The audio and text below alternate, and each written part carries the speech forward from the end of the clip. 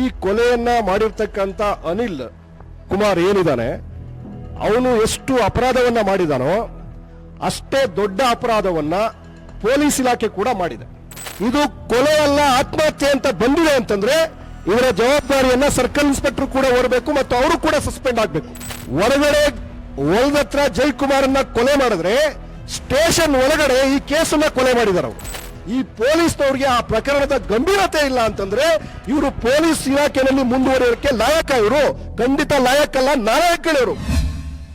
ಈ ಪ್ರಕರಣದಲ್ಲಿ ಬಹಳ ವಿಶೇಷವಾಗಿ ಈಗಾಗಲೇ SIT ತನಿಖೆ ಆಗಬೇಕಂತ ಹೇಳಿ ಏನು ನಮ್ಮ ಹಿರಿಯರು ತೀರ್ಮಾನ ತಗೊಂಡಿದ್ದಾರೆ. ಬಹುಜನ್ ಸಮಾಜ್ ಪಾರ್ಟಿ ಕೂಡ ನಾನು 21ನೇ ತಾರೀಕಲ್ಲಿ ಬಂದು ಉನ್ನತ ಮಟ್ಟದ ತನಿಖೆ ಆಗಬೇಕಂತ ಹೇಳಿ ಪ್ರೆಸ್ ಮೀಟ್ ಕೂಡ ಮಾಡಿ ಆ ಗ್ರಾಮಕ್ಕೆ ವಿಸಿಟ್ ಮಾಡಿ ಮತ್ತೆ ಶ್ರೀಮತಿ ಲಕ್ಷ್ಮಿ ಅವರು ಕೂಡ ಭೇಟಿ ಮಾಡಿ ನಂತರ ಆಗ್ರಹ ಮಾಡಿ ಹೋಗಿದ್ದೆ. ಸರ್ಕಾರ ಇದನ್ನ ಗಂಭೀರವಾಗಿ ಪರಿಗಣಿಸಬೇಕು, ಇದನ್ನ SIT ತನಿಖೆಗೆ ಕೊಡಬೇಕು ಅನ್ನೋದು ಮೊದಲನೇದು. ಎರಡನೇದು, ನನ್ನ ಪ್ರಕಾರ ಈ ಕೊಲೆಯನ್ನ ಮಾಡಿರ್ತಕ್ಕಂಥ ಅನಿಲ್ ಕುಮಾರ್ ಏನಿದ್ದಾನೆ, ಅವನು ಎಷ್ಟು ಅಪರಾಧವನ್ನ ಮಾಡಿದಾನೋ ಅಷ್ಟೇ ದೊಡ್ಡ ಅಪರಾಧವನ್ನ ಪೊಲೀಸ್ ಇಲಾಖೆ ಕೂಡ ಮಾಡಿದೆ. ಅದನ್ನು ಬಹಳ ಮುಖ್ಯವಾಗಿ ಇದು ಅಟ್ರಾಸಿಟಿ ಕೇಸ್, SC/ST ದೌರ್ಜನ್ಯದ ಕೇಸ್. ಇದರ ತನಿಖಾಧಿಕಾರಿ ಯಾರು ಅಂದ್ರೆ DYSP. ಅವರು ಏನ್ ಮಾಡ್ತಾ ಇದ್ರು, ಈ ರೀತಿಯಾದಂತ ಒಂದು FIR ಆಗ್ಲಿಕ್ಕೆ ನನ್ನ ಪ್ರಕಾರ ಇದು ಕೊಲೆ ಅಲ್ಲ ಆತ್ಮಹತ್ಯೆ ಅನ್ನೋಂಥ FIR ಆಗ್ಲಿಕ್ಕೆ ಈ KR ಪೇಟೆಯ DYSP ಅವರೇ ಮೂಲ ಕಾರಣ ಆಗಿರ್ತಾರೆ ನನ್ನ ಪ್ರಕಾರ. ಇಲ್ಲ ಅಂತ ಹೇಳಿದ್ರೆ, ಯಾಕೆಂದ್ರೆ ಅವರೇ SC/ST ದೌರ್ಜನ್ಯ ತನಿಖೆ ನಡೆಸ್ತಕ್ಕಂಥ ತನಿಖಾಧಿಕಾರಿ DYSP ನಿರ್ಲಕ್ಷ್ಯ ಮಾಡಿದ್ದಾರೆ ಅಂದ್ರೆ ಇದು ಆತ್ಮಹತ್ಯೆ, ಒಂದು ಕೊಲೆ ಕೇಸು ಆತ್ಮಹತ್ಯೆ ಆಗಿದೆ ಅಂದ್ರೆ ಅದಕ್ಕೆ ಹೊಣೆಯನ್ನ DYSP ಹೊರಬೇಕು. ಮತ್ತೆ ಎರಡನೇದಾಗಿ, ಯಾವುದೇ ಆಕ್ಸಿಡೆಂಟ್ ಆಗಲಿ, ಯಾವುದೇ ಕೊಲೆ ಆಗಲಿ, ಸಾವು, ಇದು ತನಿಖೆ ಮಾಡೋರು ಸರ್ಕಲ್ ಇನ್ಸ್ಪೆಕ್ಟರ್. ಮೊದಲು DYSP ಅಟ್ರಾಸಿಟಿ ಕೇಸ್ ತನಿಖೆ ಮಾಡಬೇಕು. ಎರಡನೇದು, ಸಾವಿಗೆ ಸಂಬಂಧಪಟ್ಟಂತೆ ಜವಾಬ್ದಾರಿ ಇರ್ತಕ್ಕಂಥವರು ಕಾನೂನಿನ ಪ್ರಕಾರ ಸರ್ಕಲ್ ಇನ್ಸ್ಪೆಕ್ಟರ್. ಏನ್ ಜವಾಬ್ದಾರಿ ನಿರ್ವಹಿಸಿದ್ದಾರೆ? ಇಲ್ಲಿ ಒಂದು ಸಾವಾಗಿದೆ, ಆ ಸಾವಿನ ಪ್ರಕರಣವನ್ನ ಯಾರಿಗೋ ತನಿಖೆ ಮಾಡಕ್ ಬಿಡ್ತೀರಾ ನೀವು? ಸೊ ಹಾಗಿದ್ರೆ ಇದು ಕೊಲೆ ಅಲ್ಲ ಆತ್ಮಹತ್ಯೆ ಅಂತ ಬಂದಿದೆ ಅಂತಂದ್ರೆ ಇವರ ಜವಾಬ್ದಾರಿಯನ್ನ ಸರ್ಕಲ್ ಇನ್ಸ್ಪೆಕ್ಟರ್ ಕೂಡ ಹೊರಬೇಕು ಮತ್ತು ಅವರು ಕೂಡ ಸಸ್ಪೆಂಡ್ ಆಗಬೇಕು. DYSP ಮೇಲೂ ಕ್ರಮ ಆಗಬೇಕು, ಸರ್ಕಲ್ ಇನ್ಸ್ಪೆಕ್ಟರ್ ಕ್ರಮ ಆಗಬೇಕು. ಮತ್ತು ಅವತ್ತು ಸ್ಟೇಷನ್ ಇದ್ದವರು ಯಾರಂದ್ರೆ ಸಬ್ ಇನ್ಸ್ಪೆಕ್ಟರ್ ಅಂತೆ. ಸಬ್ ಇನ್ಸ್ಪೆಕ್ಟರ್ ಮತ್ತೆ ಲಕ್ಷ್ಮಿ ಅವರು ಹೇಳಿದ್ರು, ಜಯಕುಮಾರ್ ಅವ್ರ ಪತ್ನಿ, ನಾನು ಕೊಲೆ ಅಂತ ಹೇಳಿದ್ದೀನಿ, ಆದ್ರೆ ಅವರ ಅವಿದ್ಯಾವಂತೆ, ಪಾಪ ಓದ್ಲಿಕ್ಕೆ ಬರಲ್ಲ, ದುಃಖದಲ್ಲಿರುವಂತ ಸಂದರ್ಭದಲ್ಲಿ ಸ್ಟೇಷನ್ ಹೊರಗಡೆ ಹೊಲದತ್ರ ಜಯಕುಮಾರನ್ನ ಕೊಲೆ ಮಾಡಿದ್ರೆ ಸ್ಟೇಷನ್ ಒಳಗಡೆ ಈ ಕೇಸನ್ನ ಕೊಲೆ ಮಾಡಿದ್ದಾರೆ. ಅವರು ನ್ಯಾಯನ ಕೊಲೆ ಮಾಡಿದ್ದಾರೆ. ಹಂಗಾಗಿ ಸಬ್ ಇನ್ಸ್ಪೆಕ್ಟರ್ ಮೇಲೂ ಕ್ರಮ ಆಗಬೇಕು. ಆ ಕಂಪ್ಲೇಂಟ್ ಬರ್ಕೊಟ್ಟಿದ್ಯಾರು? ಇವತ್ತೆಲ್ಲ ಪೊಲೀಸ್ ಸ್ಟೇಷನ್ ಅಲ್ಲಿ CCTV ಇರುತ್ತೆ. ಆ ಕಂಪ್ಲೇಂಟ್ ಡ್ರಾಫ್ಟ್ ಮಾಡಿದ್ಯಾರು ಅನ್ನೋದು ಕೂಡ ನಮಗೆ ಎವಿಡೆನ್ಸ್ ಸಿಗುತ್ತೆ. ಹಾಗಾಗಿ ಮಾನ್ಯ ಗೃಹ ಮಂತ್ರಿಗಳು, ನನಗೆ ಮಾನ್ಯ SP ಅವರಿಗೆ ಅವತ್ತೇ ನಾನು ಮಾತಾಡಿದ್ದೀನಿ, ಮತ್ತೆ ನಾನು ಇದೆಲ್ಲ ವಿಚಾರಗಳನ್ನ ರೈಸ್ ಮಾಡಿ ಅವ್ರಿಗೆ ಕಂಪ್ಲೇಂಟ್ ಕೂಡ ಕೊಟ್ಟಿದ್ದೀನಿ. ಥ್ರೂ ವಾಟ್ಸಪ್ ನಾನು ಮಾತಾಡಿದ ಮೇಲೆ ಅವರು ರಿಪ್ಲೈ ಮಾಡೋದು ನನಗೆ. ಸೊ ಇಲ್ಲಿ DYSP ವೈಫಲ್ಯ ಇದೆ, ಸಬ್ ಇನ್ಸ್ಪೆಕ್ಟರ್ ವೈಫಲ್ಯ ಇದೆ, ಸರ್ಕಲ್ ಇನ್ಸ್ಪೆಕ್ಟರ್ ವೈಫಲ್ಯ ಇದೆ, ಮತ್ತು ಸ್ಟೇಷನ್ ಒಳಗಡೆ ಯಾರು ಕಂಪ್ಲೇಂಟ್ ಅನ್ನ ಡ್ರಾಫ್ಟ್ ಮಾಡಿಕೊಟ್ಟಿದ್ದಾರೆ, ಇವರು ಬರ್ಕೊಟ್ಟಂತ ಕಂಪ್ಲೇಂಟ್ ಅನ್ನ ಅದನ್ನ ಬದಲಾಯಿಸಿ ಯಾರು ಡ್ರಾಫ್ಟ್ ಮಾಡಿದ್ದಾರೆ ಅವರು ಕೂಡ ತನಿಖೆ ಆಗಬೇಕು, ಅವ್ರ ಮೇಲೂ ಕೂಡ ಕ್ರಮ ಆಗಬೇಕು. ಇಡೀ ಸ್ಟೇಷನ್ ಇದಕ್ಕೆ ಸಂಬಂಧಪಟ್ಟವ್ರ ಮೇಲೆ ಕ್ರಮ ಆಗಬೇಕಂತೇಳಿ ನಾನು ಒತ್ತಾಯ ಮಾಡ್ತೇನೆ, ಆಗ್ರಹ ಮಾಡ್ತೇನೆ. ಮತ್ತೆ ನಾವು ಮಾನ್ಯ ಮುಖ್ಯಮಂತ್ರಿಗಳ ಜೊತೆ ಮಾತಾಡ್ತೀನಿ, ಗೃಹ ಮಂತ್ರಿಗಳ ಜೊತೆ ಮಾತಾಡ್ತೀನಿ ಅಂತ ಹೇಳಿದ್ರಿ. ಇವರ ಆಧಾರದ ಮೇಲೆ ದಯಮಾಡಿ ಹಿರಿಯರು ಕ್ರಮ ವಹಿಸಲಿಕ್ಕೆ ತಾವು ಆಗ್ರಹ ಮಾಡಬೇಕು. ಸಾಧ್ಯ ಆದರೆ ನೀವು ಕರೆದ್ರೆ ನಾನು ಕೂಡ ಜೊತೆಯಲ್ಲಿ ಈ ಕೇಸ್ನಲ್ಲಿ ನಾನು ಕೂಡ ನಿಮ್ ಜೊತೆಲಿ ಬರ್ತೀನಿ. ಈ ಮೂರೂ ಜನರ ಮೇಲೆ ಸೂಕ್ತ ಕ್ರಮ ಆಗಲಿಲ್ಲ ಅಂತಂದ್ರೆ ಈ ಕೇಸು ಮಾನ್ಯ ಗುರುಪ್ರಸಾದ್ ಸಾಹೇಬ್ರು ಹೇಳ್ದಂಗೆ ಕೊಲೆ ಆತ್ಮಹತ್ಯೆ ಅಲ್ಲ, ಇದು ಆಕಸ್ಮಿಕವಾಗಿ ಬೆಂಕಿ ಅವಘಡ ಅಂತೇಳಿ ತಿರ್ಚೋ ಸಾಧ್ಯತೆ ಇರುತ್ತೆ ಅಂತ. ಇವ್ರು 3 ಜನರ ಮೇಲೆ ಕ್ರಮ ಆಗಿಲ್ಲ ಅಂದ್ರೆ ಖಂಡಿತ ತಿರುಚ್ತಾರೆ ಇವರು. ಸೊ ಹಾಗಾಗಿ ಈ 3 ಜನರ ಮೇಲೆ ಕ್ರಮ ಆಗಬೇಕು. ಮತ್ತೆ ಬಹಳ ಮುಖ್ಯವಾಗಿ ಎಲ್ಲರೂ ನಾವು ಒತ್ತು ಕೊಡಬೇಕಾಗಿರೋದು ಯಾವುದು ಅಂದ್ರೆ 15ನೇ ತಾರೀಕಿಗೆ ಗಲಾಟೆ ಆಗಿದೆ. 15ನೇ ತಾರೀಕು ಗಲಾಟೆ ಆಗಿದೆ. ಒಬ್ಬ ಕ್ರಿಮಿನಲ್ ಬ್ಯಾಕ್ ಗ್ರೌಂಡ್ ಇರ್ತಕ್ಕಂಥ ರೌಡಿ ಶೀಟರ್ ಗಲಾಟೆ ಮಾಡ್ತಾನೆ ಅಂತಂದ್ರೆ 16ನೇ ತಾರೀಕು ಮತ್ತೆ ಗಲಾಟೆ ಆಗಿದೆ. ಗಲಾಟೆ ಆಗಿ ಜಯಕುಮಾರ್ ಹೋಗಿ ಸ್ಟೇಷನ್ ಕಂಪ್ಲೇಂಟ್ ಕೊಟ್ಟ ತಕ್ಷಣ ಅಲ್ಲಿನ ಪೊಲೀಸ್ ಅಧಿಕಾರಿಗಳಿಗೆ ನಿಜವಾಗ್ಲೂ ಕಾನೂನು ಮೇಲೆ ಗೌರವ ಇದ್ದಿದ್ರೆ ಅಥವಾ ಕಾನೂನನ್ನ ಕಾಪಾಡಬೇಕು, ಅಮಾಯಕರನ್ನ ರಕ್ಷಣೆ ಮಾಡಬೇಕನ್ನೋ ಉದ್ದೇಶ ಇದ್ದಿದ್ರೆ ಒಬ್ಬ ಕ್ರಿಮಿನಲ್ ರೌಡಿ ಶೀಟರ ಮೇಲೆ ಕಂಪ್ಲೇಂಟ್ ಬಂದ ತಕ್ಷಣ ಇಮಿಡಿಯೇಟ್ ಆಗಿ ಆಕ್ಟ್ ಮಾಡಬೇಕಾಗಿತ್ತು, ಅವರು ಇಮಿಡಿಯೇಟ್ ಆಗಿ ಆಕ್ಷನ್ ತಗೋಬೇಕಾಗಿತ್ತು. ಆದ್ರೆ ನಾನು ಕೇಳಿದ SP ಅವರು ಹೇಳಿದ್ರು ಇಲ್ಲ ನಿಂದ RTC ತಗೋಪ್ಪ ಅಂತ ಹೇಳಿದ್ರಂತೆ ಜಯಕುಮಾರ್ಗೆ. ಅಲ್ಲ ರೀ, ಜಯಕುಮಾರ್ ಕ್ರಿಮಿನಲ್ ಅಲ್ಲ, ಅವನ್ನ RTC ಕೇಳೋ ಅಗತ್ಯ ಇರಲಿಲ್ಲ. ಮೊದಲು ಕ್ರಿಮಿನಲ್ ಯಾರಿದ್ದಾನೆ ಅವನ್ನ ಸ್ಟೇಷನ್ ಕರೆದು ಒಳಗಡೆ ಕೂರಿಸಬೇಕಾಗಿತ್ತು. ಯಾಕೆಂದ್ರೆ ಕಂಪ್ಲೇಂಟ್ ಕೊಟ್ಟವನು ಒಬ್ಬ ಶೆಡ್ಯೂಲ್ ಕಾಸ್ಟ್, ಒಬ್ಬ ಅಮಾಯಕ, ಒಬ್ಬ ಯುವ ರೈತ. ತನ್ನ ಮೇಲೆ ಅವನು ಹೇಳಿದಾನೆ ಓಪನ್ ಆಗಿ, ನಿಮ್ಮ ಗಂಡ ಹೆಂಡತಿ ಇಬ್ಬರನ್ನು, ಅವರ ಮಿಸ್ಸಸ್ ಕೂಡ ಅಲ್ಲೇ ಇದ್ರಂತೆ 16ನೇ ತಾರೀಕು ಏನು ಗಲಾಟೆ ನಡೆದಾಗ ಅವ್ರ ಎದುರುಗಡೆ ಹೇಳಿದಾನೆ ಅವನು, ನಿಮ್ಮಿಬ್ಬರನ್ನು ಪೆಟ್ರೋಲ್ ಹಾಕಿ ಸುಟ್ಟಾಕ್ತೀನಿ ಅಂತ ಹೇಳಿದಾನೆ. ಅದೇ ವರ್ಡನ್ನ ಅವನು ಹೋಗಿ ಸ್ಟೇಷನ್ಗೆ ಹೇಳಿದ್ದಾರೆ ಜಯಕುಮಾರ್ ಅವರು. ಇಷ್ಟೆಲ್ಲ ಒಬ್ಬ ರೌಡಿ ಶೀಟರು ನಿಮ್ಮಿಬ್ಬರನ್ನು ಪೆಟ್ರೋಲ್ ಹಾಕಿ ಸುಟ್ಟಾಕ್ತೀನಿ ಅಂತ ಹೇಳಿದ್ರು ಕೂಡ ಈ ಪೊಲೀಸ್ನವ್ರಿಗೆ ಆ ಪ್ರಕರಣದ ಗಂಭೀರತೆ ಇಲ್ಲ ಅಂತಂದ್ರೆ ಇವರು ಪೊಲೀಸ್ ಇಲಾಖೆಯಲ್ಲಿ ಮುಂದುವರಿಯೋಕೆ ಲಾಯಕ? ಇವರು ಖಂಡಿತ ಲಾಯಕಲ್ಲ, ನಾಲಾಯಕಗಳಿವರು. ಇವರು ಯಾಕೆ ಕಾಕಿ ಬಟ್ಟೆ ಹಾಕಿ ಇವರಿಗೆ ಸಂಬಳ ಕೊಟ್ಟು ಸರ್ಕಾರ ಕಾನೂನು ಕಾಪಾಡಿ ಅಂತ ಹೇಳಬೇಕು? ಹಂಗಾಗಿ ಇವ್ರ ಮೇಲೆ ಕ್ರಮ ಆಗಬೇಕು. 16ನೇ ತಾರೀಕು ಗಂಭೀರವಾಗಿ ಈ ಪ್ರಕರಣವನ್ನ ಪರಿಗಣಿಸಿದ್ದೇ ಆಗಿದ್ರೆ ಇವತ್ತು ಜಯಕುಮಾರ್ ಪ್ರಾಣ ಉಳಿತಾ ಇತ್ತು, ಒಬ್ಬ ಅಮಾಯಕ ಬಲಿಯಾಗೋದು ತಪ್ತಾ ಇತ್ತು. ಘಟನೆ ನಡೆದಿದೆ ಮಧ್ಯಾಹ್ನ 2 ಗಂಟೆ 2:15 ಈಗಾಗಲೇ ಮಾತಾಡುವಾಗ ಹೇಳಿದ್ರು ಅವರ ಮಿಸ್ಸಸ್ಗೆ ಫೋನ್ ಮಾಡಿ, ಅವ್ರ ಬಾಮೈದನಿಗೆ ಫೋನ್ ಮಾಡಿ 2 ಊಟ ತಗೊಬನ್ನಿ ಅಂತ. ಅಲ್ಲ ರೀ, ನೀವು FIR ಬರ್ಸ್ಕೊಳ್ಳುವಾಗ ನಿಮ್ಗೆ ಏನಾದ್ರು ಕಾಮನ್ ಸೆನ್ಸ್ ಬೇಡವಾ? ನಿಮಗೆ ಇಲ್ಲೆಲ್ಲ ಸೊತ್ತೋಗಿದ್ದಾರೆ ಅನ್ಕೊಂಡಿದ್ದೀರಾ? ಪ್ರಜ್ಞಾವಂತರೆಲ್ಲ ಹೆಬ್ಬೆಟ್ಗಳು ಅನ್ಕೊಂಡಿದ್ದೀರಾ? 2 ಗಂಟೆ 2:15 ಫೋನ್ ಮಾಡಿ ಊಟ ತಗೊಬನ್ನಿ ಅಂತ ಹೇಳ್ದಂತ ವ್ಯಕ್ತಿ ಆತ್ಮಹತ್ಯೆ ಮಾಡ್ಕೊಳಕ್ ಸಾಧ್ಯನಾ? ಕಾಮನ್ ಸೆನ್ಸ್ ಇದೆಯಾ? ಏನ್ ತಿಂದ್ರಿ ನೀವು? ಎಷ್ಟೆಲ್ಲ ತಿಂದ್ರಿ? ಈ ರೀತಿ ಕಂಪ್ಲೇಂಟ್ ಅನ್ನ ಡ್ರಾಫ್ಟ್ ಮಾಡ್ಲಿಕ್ಕೆ, ಒಂದು ಕೊಲೆಯನ್ನ ಆತ್ಮಹತ್ಯೆ ಅಂತ ಮಾಡ್ಲಿಕ್ಕೆ ಎಷ್ಟೆಲ್ಲ ತಿಂದಿದ್ರಿ ನೀವು ಈ ಸ್ಟೇಷನ್ ಅಲ್ಲಿ? ನಾಚಿಕೆ ಆಗಲ್ಲ ನಿಮಗೆ? ಒಂದು ಪ್ರಾಣವಾಗಿದೆ, ಆ ಹೆಣದಲ್ಲಿ ದುಡ್ಡು ಮಾಡಿದ್ದೀರಿ ನೀವು. ಆ ಹೆಣದಲ್ಲಿ ನೀವು ಒಬ್ಬ ಕ್ರಿಮಿನಲ್ ರಕ್ಷಣೆ ಮಾಡಕ್ ಹೊರಟಿದ್ದೀರಲ್ಲ, ನಾಚಿಕೆ ಆಗಲ್ವ ನಿಮ್ಗೆ? ಇದಕ್ಕೋಸ್ಕರ ಕಾಕಿ ಬಟ್ಟೆ ಬೇಕಾಗಿದ್ಯಾ? ದಯಮಾಡಿ ಈ ಪ್ರಕರಣವನ್ನ ನಾವು ಯಾರು ಕೂಡ ಏನು ಹಾಗೆ ಬಿಡಬಾರ್ದು. ಇದನ್ನ ನಾನು ಅದಕ್ಕೆ ಹೇಳಿದೆ ಸ್ವಾಮೀಜಿಗಳಿಗೆ, ಇಲ್ಲಿ ನಂತರ ನಾವು ಜಿಲ್ಲಾ ಮಟ್ಟದಲ್ಲಿ, ಅದರ ನಂತರ ರಾಜ್ಯ ಮಟ್ಟದಲ್ಲಿ ಒಂದು ದೊಡ್ಡ ಹೋರಾಟವನ್ನ ಈ ಪ್ರಕರಣದಲ್ಲಿ ರೂಪಿಸಬೇಕಾಗುತ್ತೆ. ಇಡೀ ಪೊಲೀಸ್ ವ್ಯವಸ್ಥೆ ಕರ್ನಾಟಕದಲ್ಲಿ ಸರಿ ಹೋಗಬೇಕಾಗಿದೆ. ಗುರುಪ್ರಸಾದ್ ಸರ್ ಮಾತಾಡುವಾಗ ಹೇಳಿದ್ರು, ಕಂಬಾಲಪಲ್ಲಿನಲ್ಲಿ 7 ಜನ ಕೊಲೆ ಆದ್ರು, ಸುಟ್ಟಾಕಿದ್ರು ಜೀವಂತವಾಗಿ, ಒಬ್ಬರಿಗೂ ಶಿಕ್ಷೆ ಆಗ್ಲಿಲ್ಲ.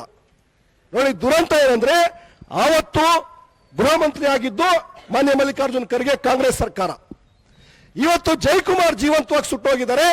ಇವತ್ತು ರಾಜ್ಯದಲ್ಲಿ ಕಾಂಗ್ರೆಸ್ ಸರ್ಕಾರ ಇದೆ, ಗೃಹ ಮಂತ್ರಿ G. ಪರಮೇಶ್ವರ್. ನಮ್ ದುರಂತ ನೋಡಿ, ಯಾರು ಸಮುದಾಯವನ್ನ ಮೀಸಲು ಕ್ಷೇತ್ರಗಳಿಂದ ಗೆದ್ದೋಗಿ ನಮ್ಮನ್ನ ರಕ್ಷಣೆ ಮಾಡಬೇಕು, ಅವರು ಪೊಲೀಸ್ ಮಂತ್ರಿಗಳಾಗಿರುವಾಗ ನಮ್ಮನ್ನ ಜೀವಂತವಾಗಿ ಸುಟ್ಟಾಕ್ತಾರೆ. ಈ ಸರ್ಕಾರ ಬಂದಿರೋದೇ SC/ST OBC ಗಳಿಂದ.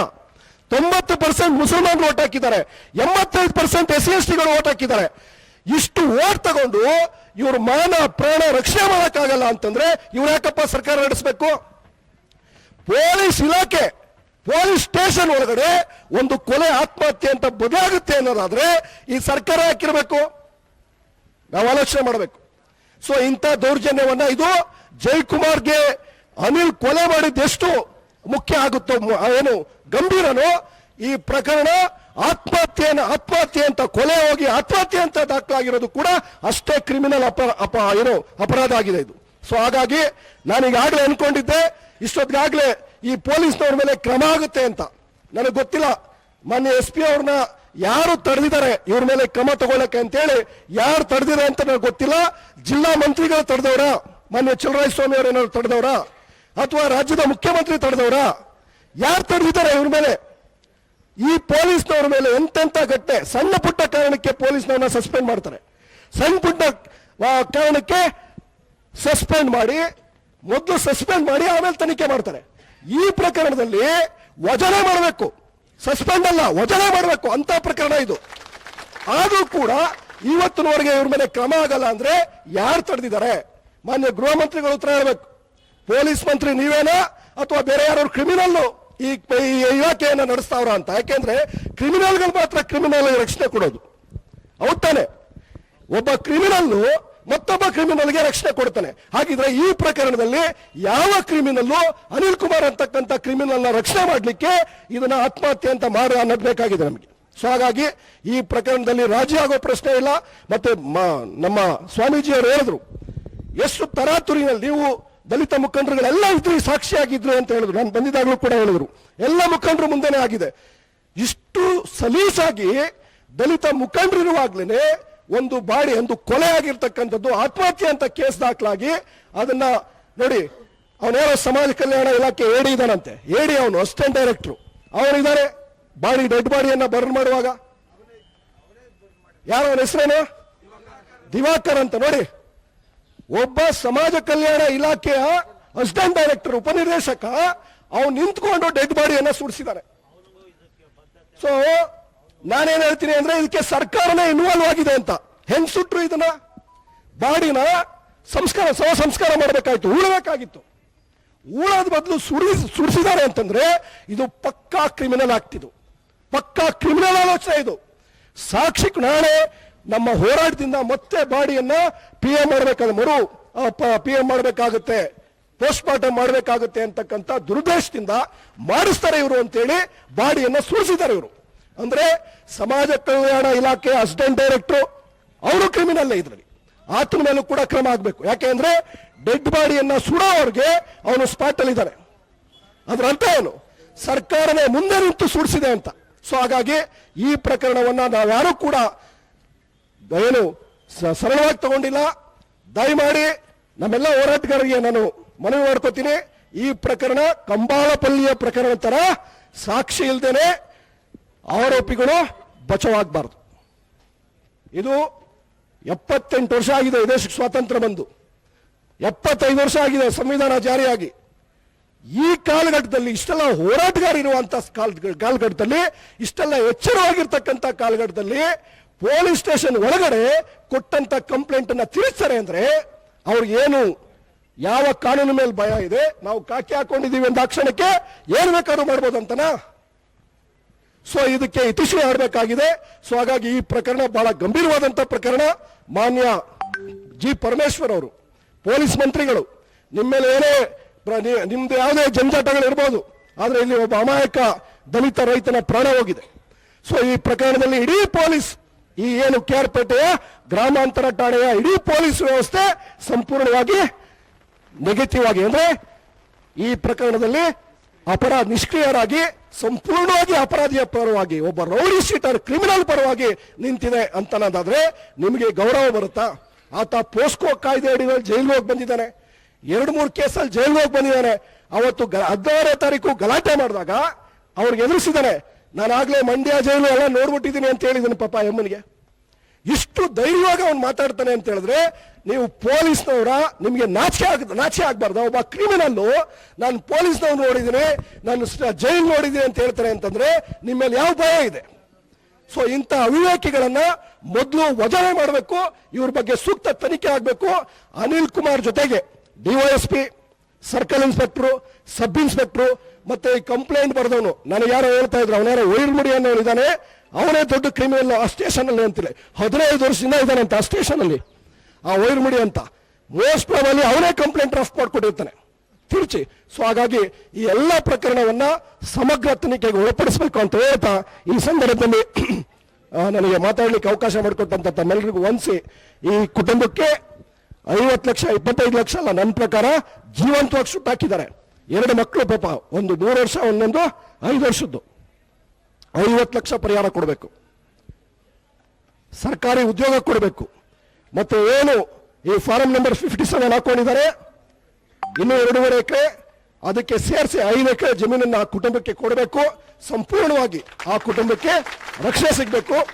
ಮತ್ತೆ ಅವ್ರು ಹೇಳ್ತಾ ಇದ್ರು, ನಾನು ಹೆಂಗೆ ಈ ಊರಲ್ಲಿ ಬದುಕಲಿ, ನನಗೆ ಜೀವ ಭಯ ಇದೆ ಅಂತ ಹೇಳಿದ್ರು ಪಾಪ ಲಕ್ಷ್ಮಿ ಅವರು, ಜಯಕುಮಾರ್ ಪತ್ನಿ. ಮತ್ತೆ ಆ ಕುಟುಂಬಕ್ಕೆ ಏನಾದರೂ ತೊಂದರೆ ಆದ್ರೆ KR ಪೇಟೆ ಪೊಲೀಸ್ ಅಲ್ಲ, KR ಪೇಟೆ ತಾಲೂಕು ಆಡಳಿತ ಅಲ್ಲ, ಇಡೀ ಸರ್ಕಾರನೇ ಹೊಣೆ ಆಗಬೇಕಾಗುತ್ತೆ ಅಂತ ಹೇಳಿ ಎಚ್ಚರಿಕೆ ಕೊಡ್ತಾ ನನ್ನ ಮಾತುಗಳನ್ನ ಮುಗಿಸ್ತೇನೆ. Thank you very much. ಜೈ ಹಿಂದ್. ಮತ್ತಷ್ಟು ವಿಶೇಷ ವಿಡಿಯೋಗಳನ್ನು ನೋಡಲು ಮತ್ತು ಹೊಸ ವಿಡಿಯೋಗಳ ಬಗ್ಗೆ ತಿಳಿಯಲು ಈ ದಿನ .com ಯೂಟ್ಯೂಬ್ ಚಾನೆಲ್ ಸಬ್ಸ್ಕ್ರೈಬ್ ಮಾಡಿ ಮತ್ತು ಬೆಲ್ ಐಕಾನ್ ಕ್ಲಿಕ್ ಮಾಡಿ.